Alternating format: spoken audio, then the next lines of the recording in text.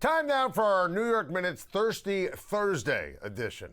My guy, Aaron Glenn, talked to my guy, Jonathan Jones, in a great conversation at The Athletic, going over his regrets year one in New York. First-time head coach. And first up, in terms of regrets, how he handled the media. And I thought last year Aaron Glenn was atrocious, talking to the great Brian Costello and all the great men and women who cover the Jets. And here's what Aaron Glenn had to say, talking to our friend Jonathan Jones. Absolutely. Another mistake, because I came in, I was already pissed at something else, had nothing to do with the media, and then I started to think, man, take it out on these guys and gals. For what? They had nothing to do with anything. That was a mistake. Listen, that's terrible. And last year, that was just absolutely atrocious when you take a look at everything that happened with the way Glenn treated the press. He basically tried to be Bill Parcells without the resume. And I get it. You know, Parcells was Aaron Glenn's guy, but Bill Parcells could do that in a different era, by the way, and he had a resume to back it up. Aaron Glenn, first-time head coach. You got to win something before you act like a horse's ass. And even if you win, I would say smile, be nice, be respectful. Don't be a jackass and a jerk with the media, which is not Aaron Glenn. He's a great guy. He's a great dude. Be yourself. And he's been at press conferences so much better this year talking to the press. And last year it was awful, right? When you started, remember that press conference with, Justin Fields, and he's ripping reporters, how could you suggest that I'm going to bench my quarterback? And then bam, he benches him. So it made a bad situation even worse. Aaron Glenn was cantankerous. He was disrespectful. He was frankly dopey. Like nothing he said made sense in any way, shape, or form. He also regrets building a staff that underwent a significant overhaul in year number one. And the money quote he gave to our friend Jonathan Jones, I kick myself in the ass for that, the old ass kick. And it's even worse when you have a self-ass kick. So that's kind of problematic here when you look at it from that perspective. And obviously, you had to get rid of Steve Wilks, and Glenn's now going to run the defense, and he should, because he made his bones in the NFL as a terrific defensive coordinator, and that's why, one of the reasons why he got the job in the first place. Had to get rid of the offensive staff. Here's Frank Reich. I mean, the whole thing was just absolutely atrocious. So I think also, and it kind of combines all of it, in-game management was terrible last year. And remember the Denver game? I mean, just gave up at the end of the first half. I mean, remember the fact that Aaron Glenn handpicked Justin Fields to be his quarterback, and that was a disaster by any account. Justin Fields was as atrocious a quarterback as anyone in the NFL. And I will say, I'll always tell you when I'm right, always tell you when I'm wrong. I appreciated why Aaron Glenn picked Justin Fields, because when Aaron Glenn was the Lions defensive coordinator, he would go up against Justin Fields twice a year in Chicago and thought he was difficult to defend. So I understood it, but he was wrong there. And, I could get a take wrong. Aaron Glenn got everything wrong. So go through it from last year, right? He was terrible in game, awful in terms of when to call timeouts, awful in terms of getting his team ready to play, awful in terms of challenges, terrible with the press, terrible, the defense, and Aaron Glenn was a phenomenal DB in a corner for the Jets. Other teams throughout his great career. He's a great defensive mind. Jets didn't have an interception last year. Every time I saw that stat, I thought it was a mistake. I mean, 0 interceptions. You just, by accident, get an interception. Just one, if not many. I don't even understand it. I'd like to think Aaron Glenn can improve. I think Aaron Glenn is super smart and super buttoned up. And I think Aaron Glenn, and I love that he sat down with my great friend Jonathan Jones to have this conversation, I think Aaron Glenn can get better. Here's the other thing when it comes to the Jets and Aaron Glenn and the head coaching position. If Glenn doesn't get better, he's gone. And he told Jonathan Jones he could have been one and done. He had that buyout that might have prevented that. I can appreciate the Jets having continuity and stability for another year. I think Darren Muji has proven he's an excellent general manager, knows what he's doing. A lot of great players on offense. Seriously, skill positions, Breece Hall, Garrett Wilson, the tight end position, the depth now. When you take a look at the receiver position, Sadiq at tight end, Cooper at wide receiver. They drafted those guys. The line is really good. Brought in leaders on defense like Demario Davis. Love Geno Smith. Love Klubnik.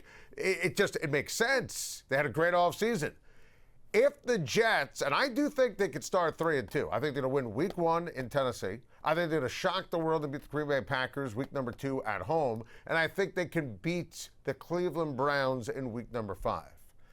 If the Jets don't get it done, or if Aaron Glenn proves he again is a complete buffoon in every way, they'll just get rid of him. It's as simple as that. And they'll have a new head coach who will probably be on the offensive side of the ball and bring in a new quarterback who's probably playing in college this upcoming season. The Jets will be set up to be an attractive job for the next head coach, which I've never said that once about the head coach of the New York Jets, that it's an attractive situation. So I think, and self-awareness is the most important thing here, the fact that Glenn recognizes all of the failures in that wide-ranging interview with our guy Jonathan Jones, that to me is noteworthy. Now he's got to do something about it, because football is a results-oriented business. So I'd love the hire when the Jets made it. He was atrocious in every possible way last year. And if it doesn't work, they'll just fire him. There won't be another interview next year with Jonathan Jones if this is a failure from Aaron Glenn. Giants second-year man Abdul Carter also spoke with The Athletic about his expectations for himself, revisiting the infamous request for Lawrence Taylor's number 56. I want to be the greatest of all time. There's a reason I asked number 56 when I did. I want to show my teammates and show the city why I asked for that number. So, a couple of things. Number one, the worst trend right now in all of sports is any player asking for a retired number. It's retired. It's off limits. There's a reason it was retired. It was retired for that player and that player's family and for that player's teammates and for the fans who appreciated that player who had the number retired. And in this case, it's Lawrence freaking Taylor. You can't ask for that number. So that's number one. Number two, I love the attitude. I love this. I love the moxie. And I expect Abdul Carter to have a terrific season.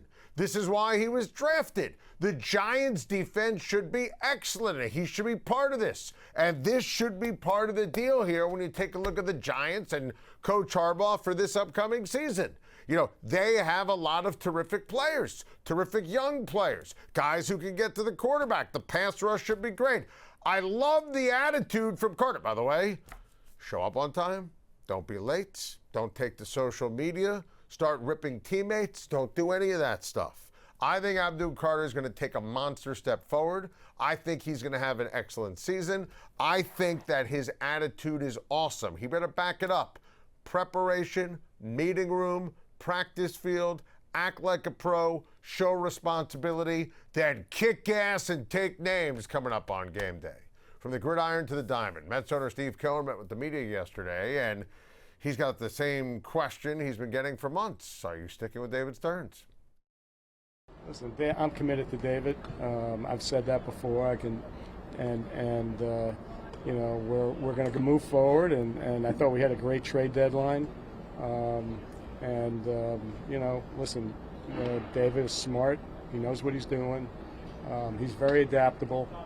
He learns from mistakes, and that's what I want in a leader. So I don't agree with Steve Cohen when he says David Stearns is smart.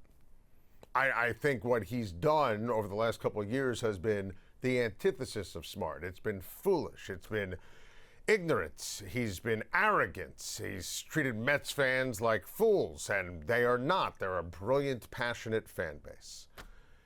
Here's one thing I'm going to give Steve Cohen credit for, and I don't agree with him retaining David Stearns. He has not wavered or waffled on Stearns.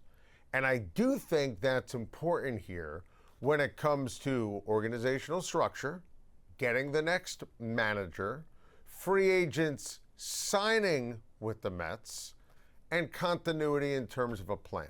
Now, I think they have the wrong guy running baseball in David Stearns. We've talked about that.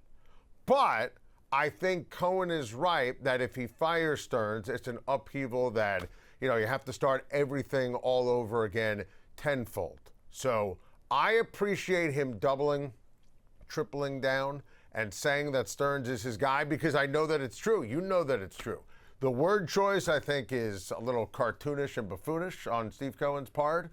Obviously, the Mets have not even come close to living up to expectations under Steve Cohen's eyes. So it's clearly a monster disappointment for Mets fans when you take a look at what has transpired.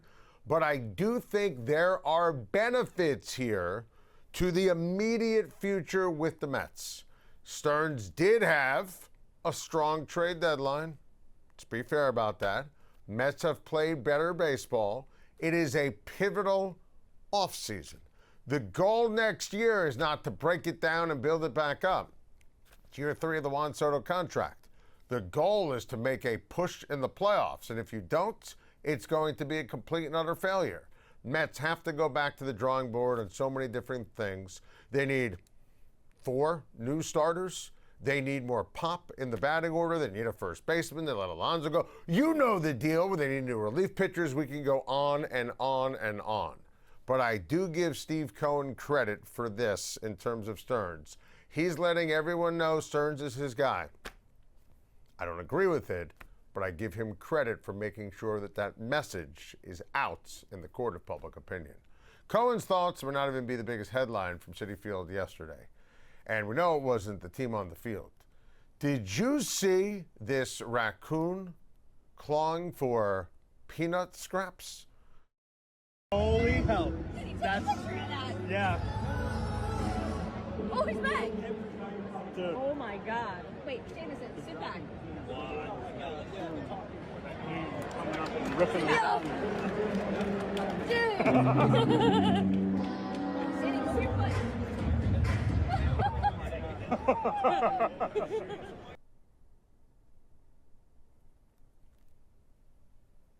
What?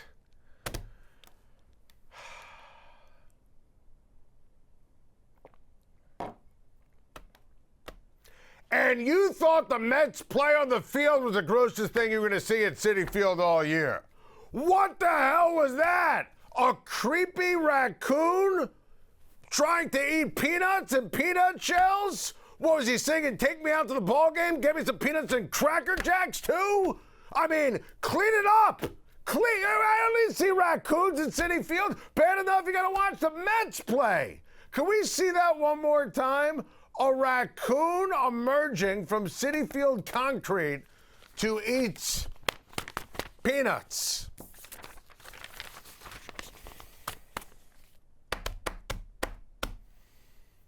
That's a show. If you miss any portion of the show, just do what I do. Rewatch the show over and over and over again. Subscribe to our new YouTube page at Schein Time. We'll see you tomorrow on Schein Time.